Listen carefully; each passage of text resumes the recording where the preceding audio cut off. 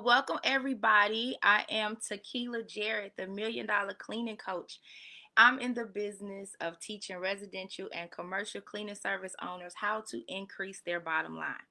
My four core formula, y'all, has proven to develop reliable teams, expand clientele, and create effective processes. Qualifying your prospects and your leads is so important because why? Everybody is not your client. That's first and foremost. Everybody's not your client. Qualifying your leads is going to make sure that you're only servicing those people who you want to service, because again, everybody is not your client. So qualifying your leads, this is actually the most critical step in your sales process, because although it can be tempting to take on everybody, it's not going to be in the best interest of your business. It's not going to be beneficial for you to service clients that are not inside of your target market or your niche. So let's say somebody calls you to do a deep move out cleaning and you do regular maintenance cleanings on your recurring clients. You don't focus on deep cleanings. That job could be very overwhelming for you. And then the quality might not be what they're expecting because this isn't something that you do. So learning to qualify your leads is going to be key as far as making sure that you're not wasting your time. We don't have time to waste. We don't have time to play a guessing game. So when you know exactly who it is that you're targeting and those questions to ask to make sure that they're your client, it's going to be beneficial for you in the long run. So how do you qualify your leads? So first thing is we want to make sure that we're always asking open-ended questions. So when I say an open-ended question, it's not a closed question. A closed question is, have you used the cleaning service before? Yeah, I have. That didn't do you no good because that could have been 3 years ago. A closed-ended question could be, do you need service right away? Yes or no? But that's not doing you any good. So you need to make sure that you're asking open-ended questions. When was the last time you've had your home professionally cleaned? That's going to give you more information than have you had your home cleaned before or have you hired a cleaning service before.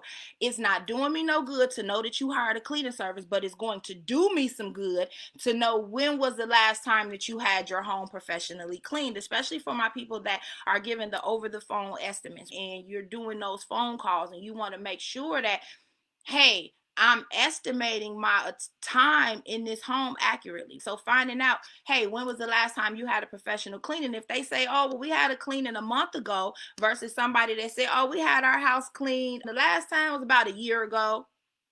That person that's telling you a year ago, you know that home is probably going to need a deep cleaning. You know that home is going to take a lot longer to clean than that home that was cleaned professionally a month ago. So another open-ended question could be, how can we be successful in this relationship? Or not, what are you looking for in your cleaning service? How can we be successful in this business relationship? You want to make sure that you're asking questions that's going to get a response. Yes or no answers don't help you.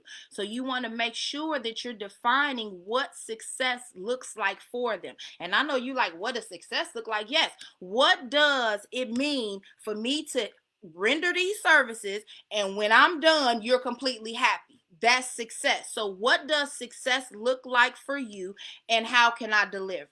How genuine are you about moving through this process? Or how important is hiring this cleaning service to you right now? What did your last cleaners not do? You want to ask those questions to get them to engage with you. And what is that going to do? That's going to allow you to use those answers to what? Market to other people, because you know exactly what it is that they like, what it is that they don't like, what success looks like for them. So what problems or events triggered you to let go of your last cleaning service? So if you know that they've been using a service previously in the past, you want to know, hey, what were the problems or the events that triggered you to need to find another cleaning service? So if it's somebody that come back and say, oh, their price was too high, then maybe that's somebody that you might want to reconsider as bringing on as a new client. Why? Because if you know that your prices are higher than the competitors and they telling you that the trigger why they let their other service go was because of the price, then hey, you know what? We might not be the service for you either. So again, asking these open-ended questions is going to do what? It's going to allow you to get more information. Find out as much as you can about that client.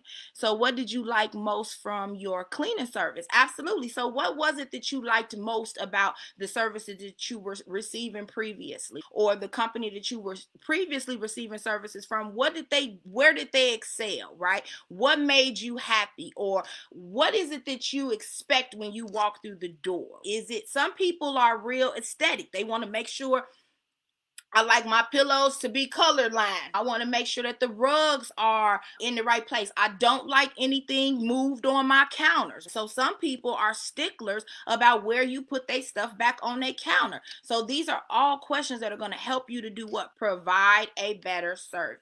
So you want to make sure that you're asking those open-ended questions. Now, secondly, you know how like we always ask these questions, and we're trying to figure out like, what does somebody's house look like, or how can I put my plan together before I get there? What I always like to do during my qualifying time, when I was making sure that these were the right clients, because you got to remember, I started in 2002, so a lot of our communication was on the phone. So we did a lot of talking to clients, and what I'm realizing today is that is still prevalent, because a lot of people still want to have that communication. They still want to be able to pick up that phone and call that company. But one thing that, as a cleaning service owner, especially if you're just residential, it would behoove you to go and find out about the type of houses. So now when somebody calls, instead of them saying, hey, I got a 3-bedroom or a 4-bedroom home, they can say, hey, I have a tri-level, or I have a colonial, or I have a bungalow. So these are the type of homes that we have within the city of Chicago. So all the bungalows are shaped exactly the same. All of the tri-levels are shaped exactly the same, right? So within your intake form, where you're taking your prospects information on your website, these are actually drop downs that you can use to help you determine the price. So what type of home is it? But a lot of times, if that person doesn't know, or that person doesn't know the square footage of their home, because that's how we price. All the rest of the stuff, yeah, we want to know the rooms, we want to know what type of rooms, that way we can have an understanding of your home, but the square footage was how we price. So when you called us and we asked, well, what's the square footage of your home? If you say, hey, I don't know, or this is my square footage, we were already ready with our system to look up what that square footage was. So when we called that client back, or when it was time for us to do those follow-up calls, we will have the county assessor's office up. Why?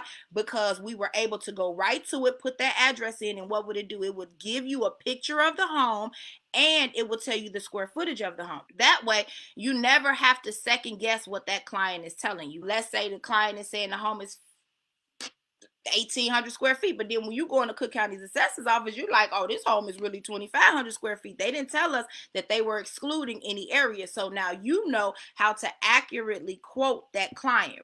That's going to be key, because it's going to allow you to be able to create a plan. So you're going to know exactly what that house looks like. You're going to know the exact square footage of it. So there's no confusion on the day when it's time to clean. You can also go to Google and take a glance at the block, because there were blocks that we didn't clean. I live in Chicago, y'all, and I'm sure you've heard it's a little rough in some areas. So if you're not familiar with certain areas, or what the neighborhoods are like, go on Google and do a glance of it, right? And see what that block looks like. See if this is a house that you want to service. It was certain areas, unfortunately, we didn't go in. And going to your county assessor's office is going to allow you to be able to see the home and get the square footage. So a part of qualifying your prospects and your leads, to make sure that if you are pricing based off of square footage on all of your residential, you should be checking to make sure that square footage is accurate. So even if you give an approximate quote and you give, let's say, once we arrive at the home, if we arrive and the condition is worse than expected, then there will be a price adjustment. You can always put that in your onboarding information, that, hey, if anything changes, we will be doing a price adjustment within the first 2 weeks or immediately after your service is rendered. So let them know that. But making sure that you're looking at your county assessor's office so that you can make sure that you have the accurate square footage of the home and what the home looks like. I know it's a lot of times you guys have probably pulled up to a house, all you had was the address. You put it in the GPS and you pulled up and you like, oh, or you like, dang, this house is big. But had you gone and put that address into your assessor's office, guess what? You would have already been prepared. So the goal is to always be prepared. And knowing what your houses look like in your areas is going to help you. Third thing is you always need to ask, what's your budget? And I know this might sound weird because you're like, oh, you're not having an event, or oh, you're not, throwing a party, or you're not getting a dress made or buying a house. No, but this is a service that's being provided and I need to know what's your budget. Because if you tell me my budget is $125 and I'm looking to get service, heck, you ain't never had service from us before. We don't even have nothing underneath that price range. In that price range, my minimum is $150. You already know that's a client that's more than likely not going to be your ideal client. So you always want to ask, what is your budget? What does your budget look like for a home cleaning service provider? And let them tell you, because everybody, when they call your service, they know how much money they have to spend. They already know what they're looking to spend for this home cleaning service. If we get this out the way in the beginning, we don't have to worry about me falling short as far as what I quoted you, and then you talking about, oh, I didn't know it was gonna be that much, or it's an issue with my money when I'm done cleaning. No, let's get all of that out the way in the beginning. What's your budget? So it's so important because a person gonna tell you how much they have to spend. Just ask it. And a lot of times I think we scared to ask that. But if you know that your initial cleaning starts at $300 and that's your lowest price point for a first time client, and they tell you that their budget is $200, it's no sense in you continuing that conversation. It's just there's no sense in it. But the goal here is to start to use these questions to become better at closing your sales. So what's going to happen is eventually these questions are going to flow. So you're going to, when somebody calls your business, you're going to have your scripts down. You're going to automatically know what to say. Why? Because you created them based off of putting qualifying questions together. So whoever is answering your phone, if you're using a VA, they should have a list of your questions that you want to ask to the clients. And then they should know the next step in the process is to do what? Is to look up that house on the county assessor site. Why? Because we want to find out what's the square footage, and we want to get a visual of the house. And then we want to ask, what is your budget? So now we know that, hey, this customer is looking for recurring service. They looking for somebody that can come into their home to allow them to have the freedom to be able to enjoy their weekends again. They looking for somebody who's going to be consistent, who's going to have dedicated teams coming into their home. They're the decision maker. They're ready to make a decision right now. They're in the market to have a cleaning service within the next 2 weeks. One good question is, are you looking to get quotes from other cleaning services?